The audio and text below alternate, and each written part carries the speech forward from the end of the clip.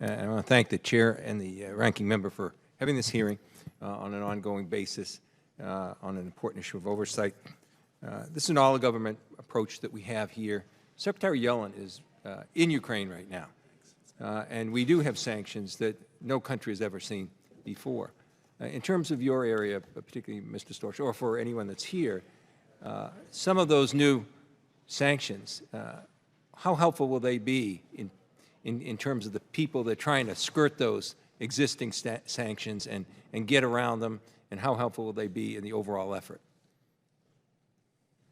Well, I'll just start from the oversight perspective. We have this working group. Part of the working group is the Department of Treasury OIG, so it's probably more a question for them than for the DoD OIG, because we have oversight over the security assistance. Yeah. In terms of the policy decision, that's not really sort of what OIGs do, so I'll turn it over to Dr. Call. I'll just say, I think obviously the sanctions have put a dent in the Russian economy. We'll continue to magnify that. I think from a DoD perspective, the bigger constraint on the Russians is more likely to be the export controls, which are making it very difficult for Russia to recapitalize the military that has been shattered in Ukraine. Okay. Just a quick question. Does Germany have different laws than we do in terms of their defense?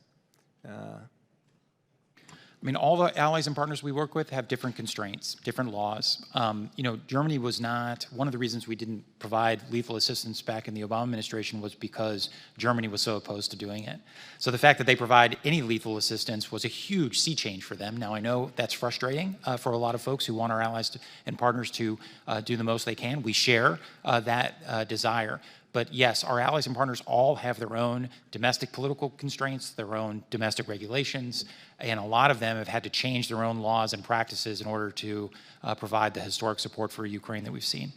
Okay. The question, you know, when we read something in the newspaper regarding someone being dismissed from a position in Ukraine and being replaced, you know, this is a sovereign issue that each country has. They make their own decisions. But just a question, and I want to do this so we can avoid classified setting. Just a question generally. If those decisions are made and they do deal with something that would be a concern in our oversight and everything, is that communicated to the U.S. and their allies informally? I would say sometimes we're aware of the moves before they happen, and sometimes we're aware when we read about them, just like you do. I think the point from our matter of U.S. policy is that the importance of getting after corruption in Ukraine or anywhere else is at the top of our points of emphasis with Ukrainian leaders. I do think they are taking these issues seriously. I think it's a problem they're going to continue to work on, but the fact that they're making any progress in the midst of this existential fight, I think is quite remarkable, frankly. Yeah, thank you. Mr. Storch, just an observation. I was a prosecutor before I was a member of Congress. And, you know, when there's a line of questioning that occurs, and your job is one of monitoring and an ongoing investigation, whether something's there or not, but you're in the process of doing it, and you're asked the question publicly about what the outcome of that might be before it ever occurs. That must put you in a very difficult position to answer a question, and it might give the perception you're not answering the question when indeed you're not able to answer the question if you're doing your job properly. You want to comment on sometimes on the difficulty of that line of questioning when it's posed in a public setting like it is here?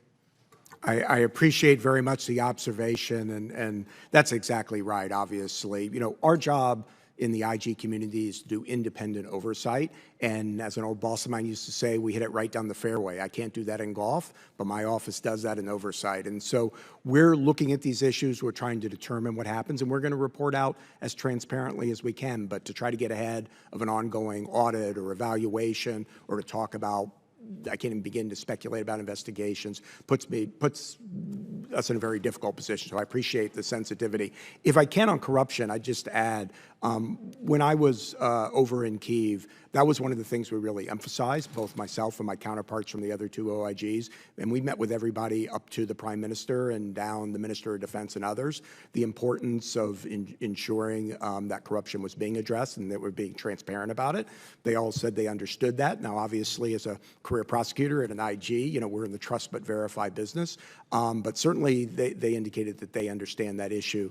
And finally, I just add that sort of in one of life's coincidences, I actually previously worked in Ukraine as a resident legal advisor for the Department of Justice, working on anti-corruption issues. So I hope that perspective helps my office as we look at what's going on here. I yield back.